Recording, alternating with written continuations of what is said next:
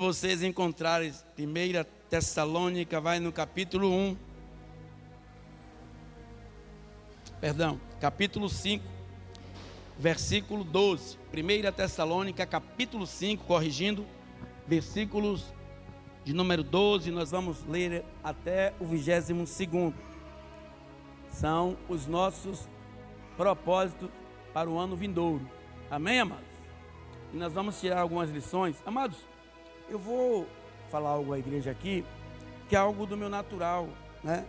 Não uma vida de pastor, mas uma vida secular mesmo. Eu sempre fui destemido em relação a querer conquistar algo e lutar por aquilo. Eu sempre, quando boto uma coisa no meu coração, eu só sossego quando eu me aquieto. A pastora disse que eu sou igual a menino. Quando eu quero uma coisa, enquanto eu não conseguir, eu não me aquieto. Isso é uma qualidade, porque nós temos que ser ambiciosos pelos nossos sonhos, nós temos que fazer dos nossos sonhos realidade. Mas não vai ser realizado se nós não colocar aquilo em nossos corações e fazer daquilo como se fosse o último dia da nossa vida para conquistarmos aquilo. E nós estamos vivendo em um tempo mais de perdas do que de ganho. E eu vejo muitas pessoas hoje servindo ao Senhor e passando por algumas dificuldades. Isso é normal, isso é notório que isso aconteça, porque é a revelação da palavra de Deus mesmo. Mas a gente não pode se acostumar com a desgraça, com a miséria, né?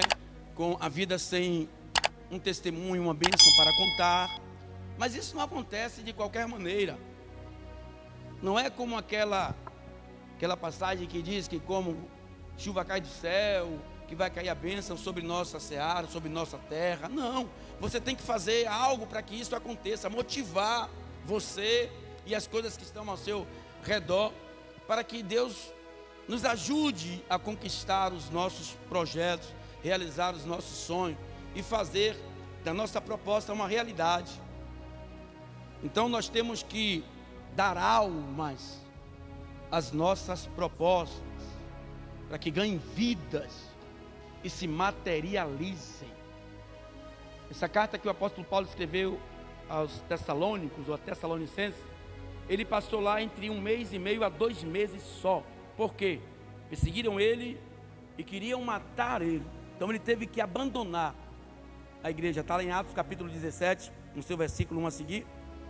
E a ponto de Jason ter que pôr ele dentro da sua casa. Depois ele fugiu e alguns foram dizer a César que estavam proclamando outro rei, supostamente queria tomar o lugar dele.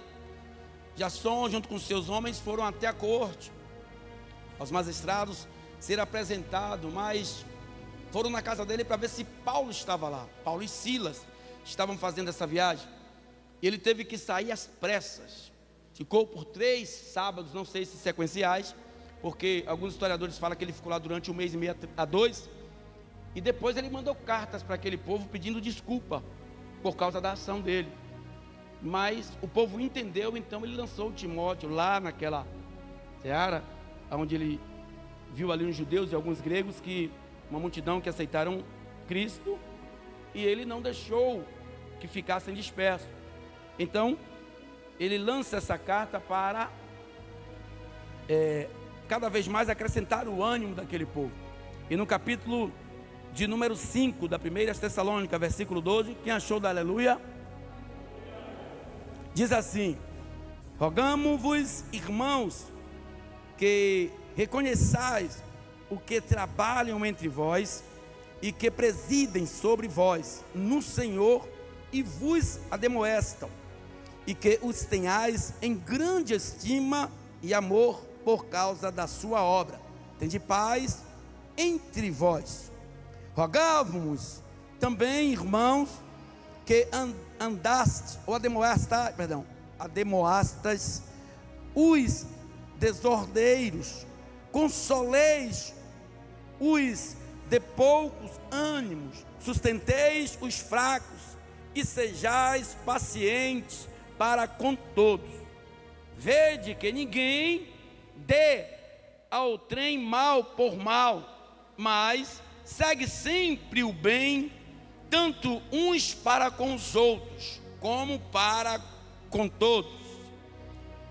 Regozijai-vos sempre, ou alegrai-vos, orai sem cessar, em tudo dai graças, porque esta é a vontade de Deus em Cristo Jesus para convosco. Não extingais o Espírito, ou não desfaça, ou não destrua. Não desprezais ou desprezeis as profecias. Examine tudo, retende o bem, abstém-vos de boa e aparência do mal. Amém? Louvado seja Deus. Reclina um pouco tua cabeça em nome de Jesus. Hoje é o primeiro culto que nós estamos fazendo no ano de 2022. E espero que Deus, Ele venha trabalhar no meu e no teu coração. Feche teus olhos, se sentir à vontade. Deus e Todo-Poderoso Pai, meu Deus, hoje é o primeiro culto, meu Deus, do ano de 2022.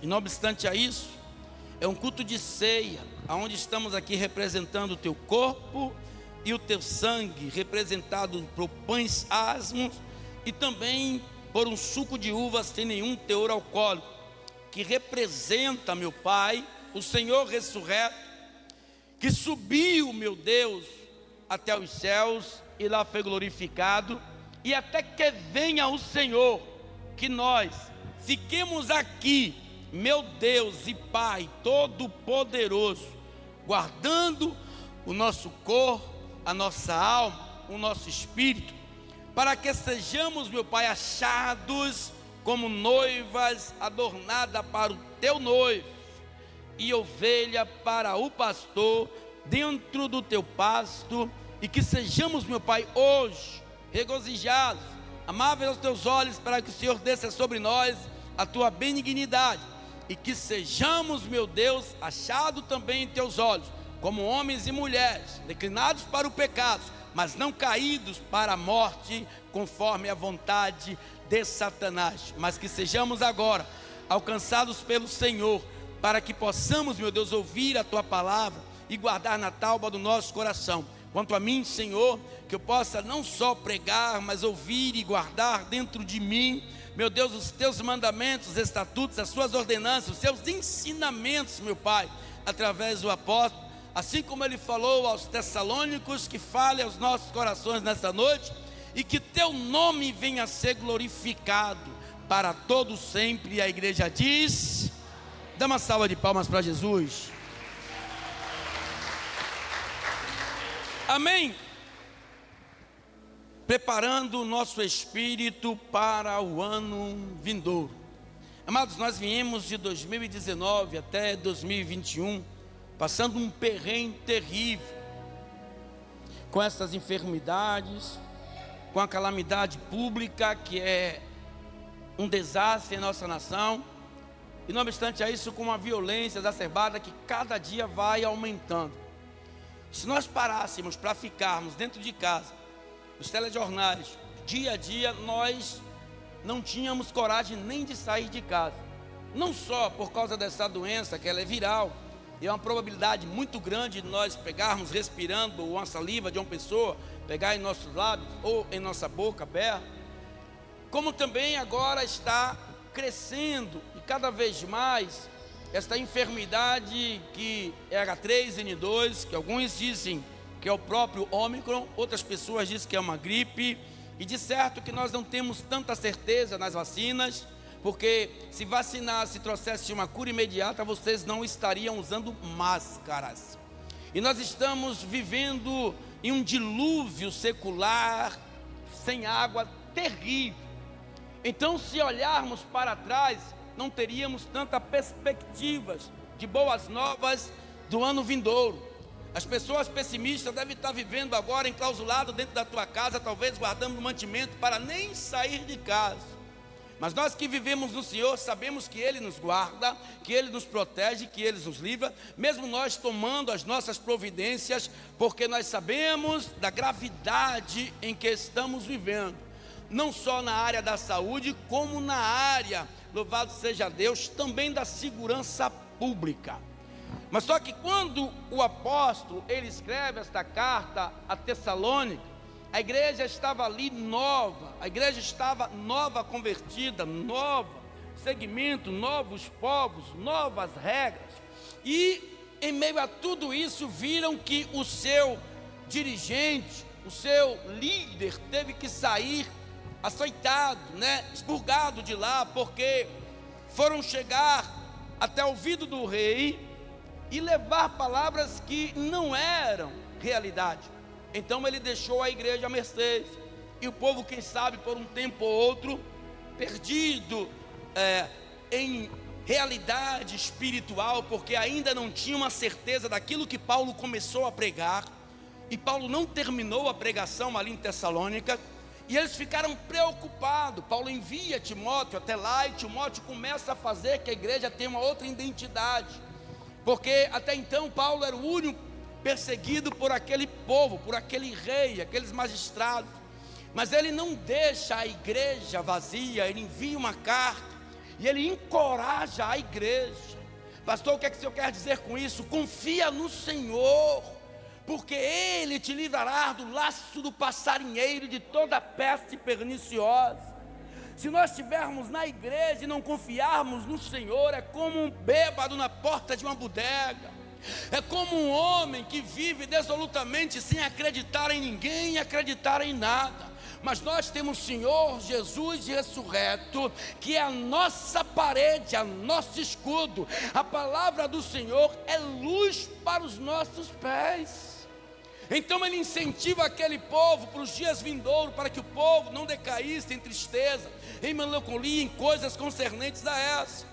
E no versículo de número 12 e versículo 13, ele ensina o povo a respeitar a Timóteo, que estava como líder daquele povo naquele momento. Ele ensina aquele povo que a obediência a seu líder traz bênçãos para a tua vida. Se o homem de Deus ele foi chamado, louvado seja Deus, para presidir algo dentro da sua vida que seja espiritual, conforme a vontade de Deus, respeita, guarda o que Deus tem falado, porque Deus ele tem guardado você. Quantas pessoas nós vimos descer à sepultura, até conhecidas, parentes de algumas pessoas que congregam conosco, quantas pessoas nós já vimos aqui, entes queridos de vocês, assim como o meu, que desceram à sepultura por causa da violência. Deus tem guardado a tua família. Confia nele, porque o mais ele fará. Não caia nessa onda do medo, do terror, do pânico, porque se o mal sobrevier até você, a Bíblia fala que o choro dura uma noite, mas a tua alegria vem pela manhã. Buscai o Senhor de todo o teu coração e de todo o teu entendimento, porque é no teu entendimento que você vai ver como Deus te protege. Guarda Ele, igreja. Então ele diz no versículo 12: e rogamos, irmãos, que reconheçais os que trabalham entre vós e que presidem sobre vós no Senhor e vos ademoestam, e que os tenhas em grande estima e amor por causa da sua obra. Ou seja, trata ele bem. A responsabilidade de um pastor é muito grande. Muitas vezes dá dor de cabeça, sem saber porquê, dá uma melancolia, uma tristeza, um vazio, por causa de uma palavra bastante conhecida, investidas espirituais e retaliações. Todas as vezes que eu pego esse microfone aqui para pregar, ou qualquer pessoa, Deus levante aqui em cima, há uma grande manifestação espiritual da área demoníaca que tenta nos destruir.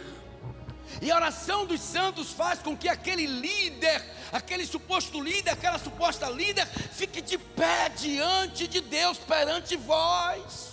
Então ele chama a atenção daquele povo, não só para obedecer, como tratar com amor e com desvelo, porque é muito grande a responsabilidade. Paulo nos deixa aí exemplos fatídicos em dias que ele muitas vezes estava em um lugar, Messias, e tinha que sair às pressas, porque queriam arrancar a tua cabeça, queriam pôr ele em um madeiro, em uma cruz, queriam queimar ele vivos, tão somente por pregoar a palavra de Deus. Mas eles, não achando ocasião, Nero vai e toca fogo em toda Roma, e diz que o líder do incendiário era o apóstolo Paulo, a ponto de ele dizer: desta prisão eu não quero mais sair, porque Deus me trouxe até aqui, e até aqui me ajudou o Senhor.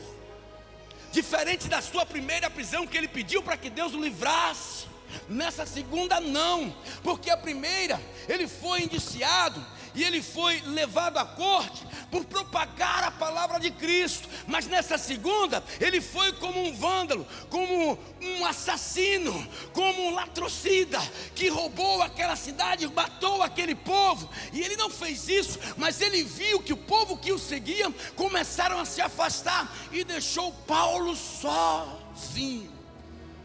Ele disse: é chegada a minha hora. Ele disse: até aqui me ajudou o Senhor, Ebenezer. Mas ele mandou cartas para Timóteo, carta para Silas e os demais que estavam se escondendo com medo, porque o povo perdeu a fé naquele em que eles viram levantar diversas igrejas. E ali na Grécia, em Coríntios, louvado seja Deus, como ali também em Tessalônica, muitos gregos creram e receberam Jesus como Senhor e Salvador. Então o que é que ele chama? Amados, se Deus levantou um líder, se Deus levantou um homem, se Deus levantou uma mulher, ademoecem por ele, guardem eles na tábua do teu coração, porque realidade é, aqueles que verdadeiramente pregam a palavra do Senhor com exatidão, notória, ensinos da palavra, guardem, porque há momentos de escassez de pregadores, de homens verdadeiros que manifestem a graça do Senhor dentro da igreja, porque muitos são os levantes espirituais e seculares para que eles desistam, mas Deus sustenta a vida. Mas Ele sustenta em quem? Nós vamos ver lá, com o poder da nossa oração. A oração de um justo, ela tem muito poder em seus efeitos. Então, aí ele diz assim, quando ele fala em relação ao líder, ele pontua: paz, por causa da tua obra. Aí ele inicia outra palavra assim, ó: tende paz dentre vós. Outro movimento, outro manifesto que traz a presença de Deus, missionária Paula, para dentro da igreja, para dentro do lugar onde nós estamos adorando a Deus. Eu te garanto, porque a Bíblia ela não é mentirosa. Onde está contenções ou contendas, onde tem disseções, onde há ira, inveja, calúnia, difamação, Deus ele se afasta um pouco. Que nós nos zanguemos, porque isso é natural de um convívio. Dentro de casa, nós nos zangamos, esposas com maridos, filhos com pai. Por que não se zangarão pastor com auxiliares, ou missionárias ou pastoras? Isso é natural, mas não deixe a ira se apossar do teu coração. Perdoa-os, para que também sejamos perdoados pelo próprio Deus. Então ele diz assim, quando ele pontua, ó: tendes paz dentre vós. Não briga, se brigar perdoa, passa uma borracha, abraça, pega na mão, porque se Jesus voltar e você tiver de mal, porque Ele não fez acepção, e Ele nos deixa um exemplo clássico ali em Gólgota, porque mataram Ele, mas antes de matar, humilharam, deram vinagre no lugar de água, começaram a fazer zomba da cara dele, mas Ele olha para o povo, e olha para Deus e diz: Pai, perdoa-os.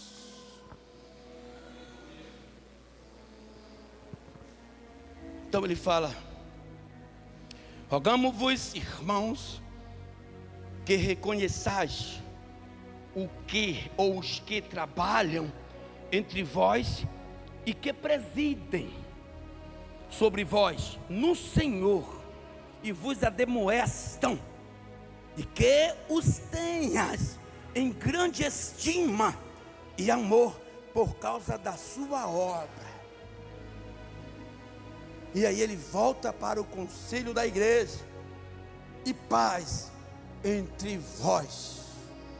Aí ele continua no versículo 14, em nome de Jesus, onde ele vem falar sobre viver em contínua harmonia. Imagina se a gente brigasse, todo mundo fosse embora e não nos falássemos mais. Por isso, sabe, Renata, que eu cobro muitas vezes aqui de alguns líderes, de algumas obreiras, de alguns obreiros: gente, vocês não podem ficar de mal.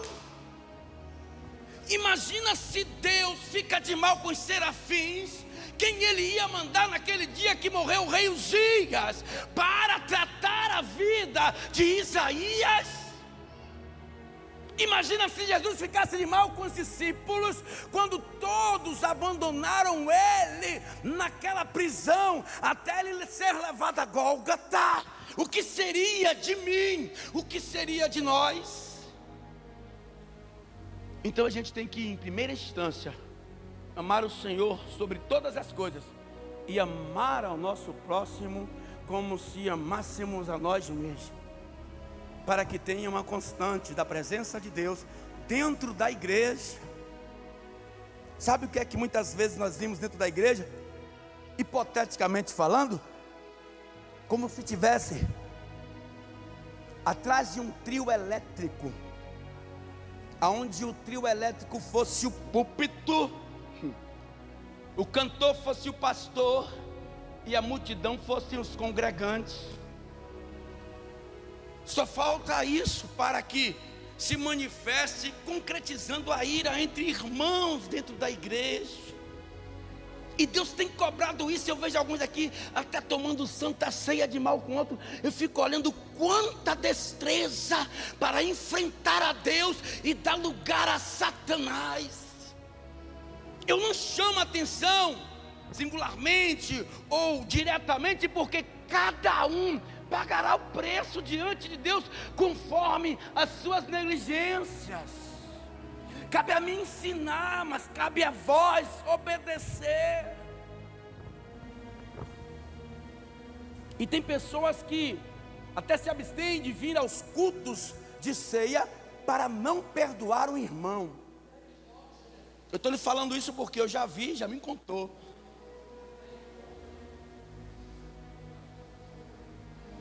Então no versículo 14 e 15, ele chama o povo a viver em união, em harmonia, em respeito e concordância. Você sabe o que é viver em concordância? Eu vou tirar aqui só um momento, um exemplozinho. Um exemplo: estamos nós quatro aqui para fazermos algo. Só que ela pensou uma coisa, resolveu com ela e com ela, não falou comigo. Mas eu chego no lugar e tenho uma outra ideia, mas tudo é para crescimento do reino. Se elas, que são a maioria, concordaram com a ideia, cabe a mim aceitar as ordens dela, as ideias que elas tiveram, para que haja concordância. Mas isso não da boca para fora, de coração, dizendo: eu tive outra ideia, mas já que vocês tiveram essa ideia, amém. Aí no versículos 14: rogamo-vos também, irmãos, que ademoestes os desordeiros, consoleis os de pouco ânimo, sustenteis os fracos e sejais paciente para com todos. Vide que ninguém dê ao trem mal por mal, mas segui sempre o bem, tanto uns para com os outros, como para com todos. Ou seja, não faz acepção de pessoas, não cria grupinho ou motim para se levantar com quem quer que seja dentro da igreja. Se eu estou aqui, chamado por Deus, escolhido, Ele lá sabe, assim também eles estão, vocês estão. Então quem somos nós para se levantar contra um escolhido de Deus? Então a gente tem que colocar isso em pauta. Aonde, pastor?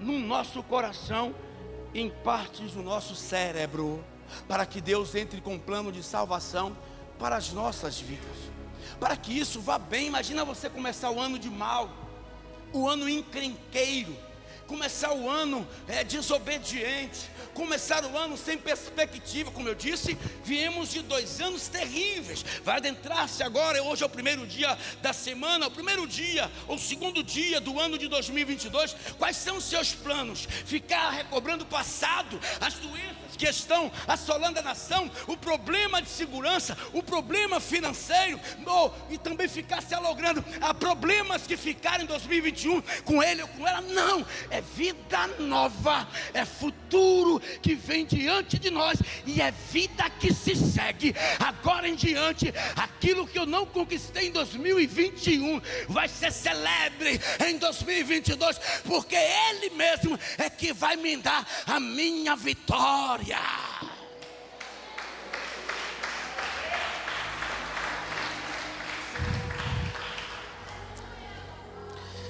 Aí, depois de ele dar esses exemplos, ele traz algumas recomendações, e as principais são os 16, 17, 18. Depois ele vai lá e alogra com outros sentidos da vida, para que possamos conter o nosso ímpeto e levantar o nosso espiritual, preparando o seu futuro, ou o seu espírito, para o ano vindouro, mortificando a tua carne, e cada dia mais preparando o teu espírito, porque quando você dá lugar ao espírito, a tua carne, ela fica mortificada. Satanás não vai se levantar, porque ele sabe, se levantar, se você estiver erguido espiritualmente, ele não vai lograr êxito. Assim foi na vida de Jó. Primeiro livro escrito lá nas terras de Midian, depois de 40 anos, Moisés exilado naquele lugar, que conheceu a sua esposa, filha de Jetro, e lá ele escreve a história de Jó. Jó, o diabo matou Jó em todos os momentos da sua vida. Em 4 cantos da área da vida de Jó, Satanás matou os filhos, matou a esperança, humilhou Jó com a enfermidade na carne. Mas Jó espiritualmente estava elevado na presença de Deus. Satanás tocou na carne, mas o espírito de Jó estava refinado na mão de Deus.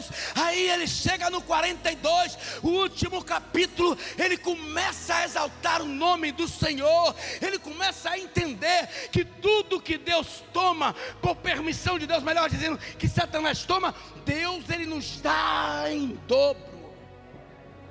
Então mantenha a tua vida espiritual em ascensão crescente. Quando alguém se levantar e começar a querer contenda com você, você fala: vai para lá, irmão, que eu estou em espírito. Quando alguém começar a dizer uma palavra para tentar te diminuir, diga: irmão, eu estou em espírito. Quando alguém tentar cutucar você no vale homem, você diz: irmão, eu estou em espírito. A carne não vai me matar. Jesus te ama. Andarabaço e canta na graça.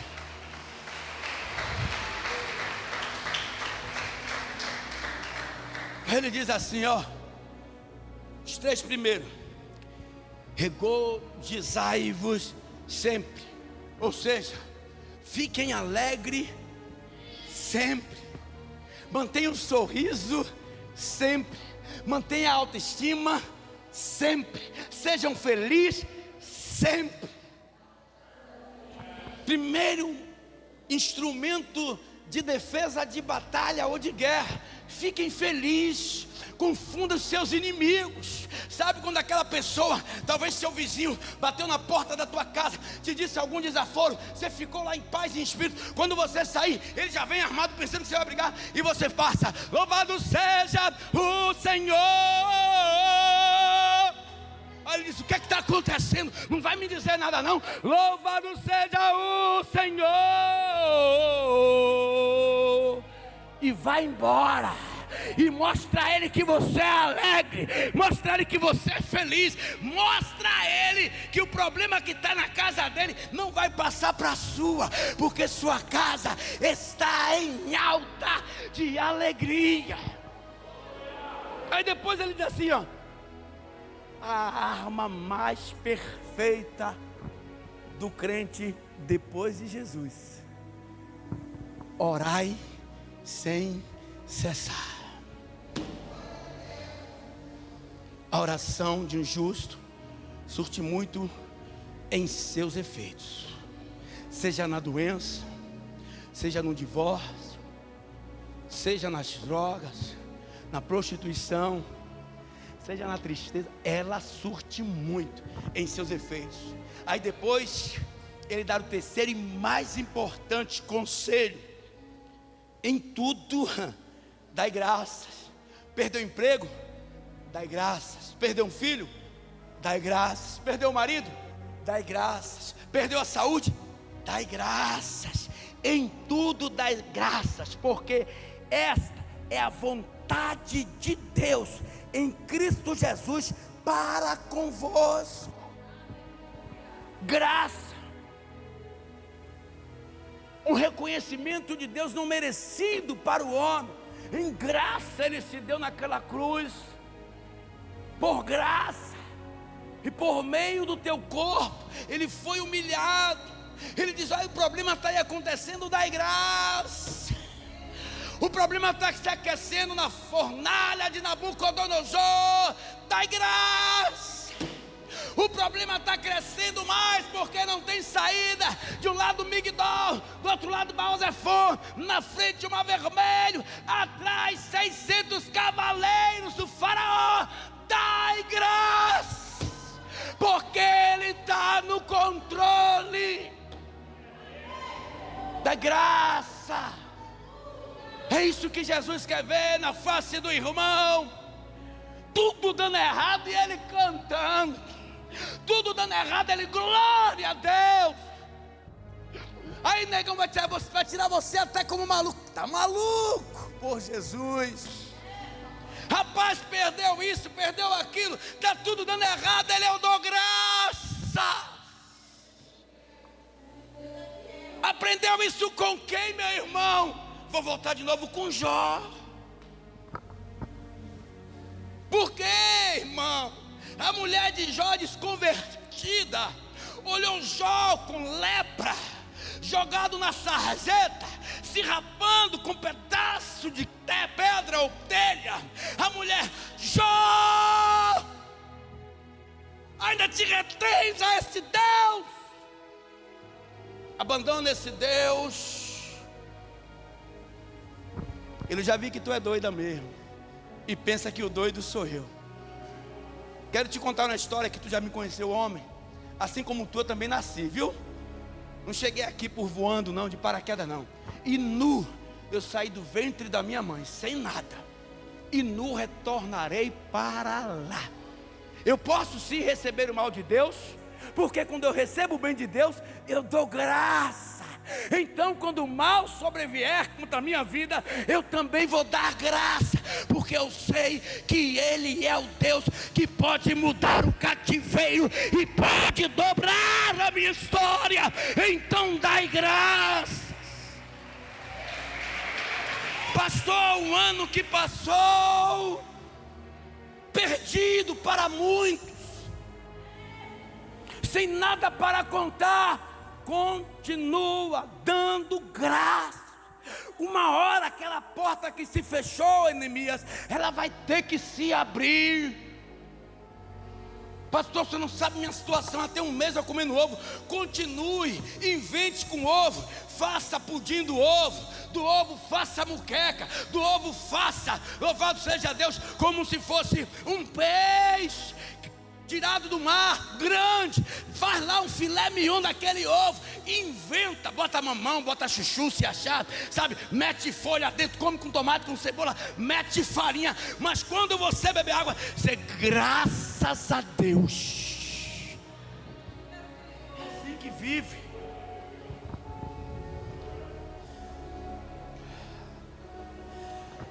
Aí Olha o que ele diz no versículo de número 20: não mortifique ou não extingas o espírito. Mantenha o espírito em alta, sabe, Juan? Mantenha o espírito sempre em elevação, porque quando o diabo se levantar, ele sabe que por uma porta ele vai entrar, mas vai ter 7 para ele escolher, porque ele vai sair. Se não sair na primeira, sai na segunda. Se não sair na segunda, sai na terceira. Se não sair na terceira, sai na quarta. Se não cair na quarta, vai sair na quinta. Se não cair na quinta, ele vai ter que sair na sexta. E se teimosamente ele ficar na sexta, na sétima, Jesus vai dar uma bicuda nele: sai daqui. Mas mantenha o espírito em alta. Não tem mais aflições. E essa aqui é uma das que nós temos que apreciar, porque, igreja, eu convivi com meu pastor, tem uma, duas, deixa eu ver se tem mais alguém aqui. É ruim porque é parente, né? Tinha Rogério, mas não está aqui. Durante 10, 12 anos, eu nunca saí da igreja. Ele passa, quando a gente vê, eu sempre trato ele como pastor. Eu nunca levantei a voz para o meu pastor, nunca respondi ele, mesmo ele estando errado. Por que, pastor? Porque eu aprendi com o homem de Deus. Olha o que ele diz no versículo 19, 20: não desprezei as profecias que os profetas, vou parafrasear, profetizam em sua vida. Como ele diz lá no versículo 12 e 13, para que você tenha estima, amor pelos seus líderes que presidem a tua vida abaixo de Deus, secularmente e espiritualmente. Porque se vocês não sabem, um pastor, espiritualmente, ele tem que ser formado em psicologia, psiquiatra, terapeuta, vai dizendo aí, ginecologista, conselheiro. Ele tem que ser formado em medicina, em aritmética, em ciências, em tudo. Porque as pessoas às vezes fazem algumas perguntas e nós temos que estar preparados para respondê-las. Então, se Deus levantou um profeta e o profeta está dizendo: gente, esse ano vai ser um ano diferente. Se você crer, você vai ver pessoas ficando atrás, mas na tua frente, só o Pai, o Filho e o Espírito Santo como guia da sua vida. Mas se creres, para ver o milagre de Deus. Aí no versículo 21, ele diz assim, ó: examinai tudo e guarda o bem, retém as coisas que são boas. Examine, não só na igreja, fora da igreja, no seu trabalho, no seu dia a dia. Examinai tudo, retenha só o que é bom. Aí no 22, ele diz assim, ó: abstendo-vos, ó, se apartando de toda aparência do mal. Isso é um ensino natural para a vida de quem está até neófito na fé, os novos, que estão caminhando novos na fé. É andar com Deus de manhã, meio-dia e de noite. Porque ninguém consegue vencer um crente com essas características, com essas atitudes, com esse molde de vida. Porque o diabo vem, mas ele bate em retirada. Porque ele sabe que quando eu e vocês estamos lavados e remidos no sangue do Cordeiro, o mal vem por um determinado tempo. Porque no mundo tereis, vai ter aflição. Isso é bíblico, mas não aparta-te de Deus. Tende bom ânimo. Guardai tudo que é bom, retenha para você. Mas o que for mal, abstenha-se, diga: eu não quero. Quando alguém chegar com a bandeja do mal, diga: eu não quero. Quando alguém chegar com a palavra maldita, diga: eu não recebo. Quando alguém chegar com um contrato do diabo, diga: Jesus já fez um contrato em Gólgota, pela minha vida escreveu com teu próprio sangue, eu não aceito. Aí você vai ver o que Deus vai fazer na sua vida em 2022. Eu vou ler de novo para adentrarmos na ceia do Senhor. E rogamo-vos, irmãos, que reconheçais os que trabalham entre vós, versículo 12, capítulo 5, e que presidem sobre vós no Senhor e vos ademoestam, e que os tenhas em grande estima e amor por causa da sua obra. Tendes paz entre vós. Rogamo-vos também, irmãos, que admoestes os desordeiros, consolei os de pouco ânimo, os frios na fé, sustentei os fracos e sejais pacientes para com todos. Vide que ninguém dê ao trem o mal por mal, ou seja, paga o mal com o mal, mas segue sempre o bem, tanto uns para com os outros, não só para aqueles de perto, mas para com todos. Regozijai-vos sempre, orai sem cessar, em tudo dai graças, porque esta é a vontade de Deus em Cristo Jesus para convosco. Não extingais o Espírito, não desprezeis as profecias, examinai tudo, retenho bem, abstendo-vos de toda a aparência do mal. E aí quando chegar em dezembro, 31 do ano de 2022, entre como um soldado, louvado seja Deus, chamado por Deus, dizendo: pastor, esse ano foi o ano da minha vitória, porque eu guardei a palavra de Deus no meu coração e fiz prova dela, e está aqui o sonho realizado, o projeto consumado, porque Deus não é homem para que minta nas tuas palavras, e nem se arrepende como um filho dos homens. Ele me abençoou. Então, começa hoje, começou ontem. São 365 dias de experiência. A prova final é dia 31 de dezembro de 2022. E a prova, ela vai ser nos dada às 23 horas desse mesmo dia. E quando chegar 0 hora, você olha para o ano que passou e diz: neste ano eu ganhei, neste ano eu vi vitória, vou prosseguir com fé, porque o que eu consegui no ano de 2022, dando ouvidos à palavra de Deus, no ano de 2023, se foi um gol, no ano de 2022, no ano de 2023, vai ser um ágil, vai ser um louvado seja Deus. Me dá um carro aí de um ano, da época, me dá aí. Range Rover.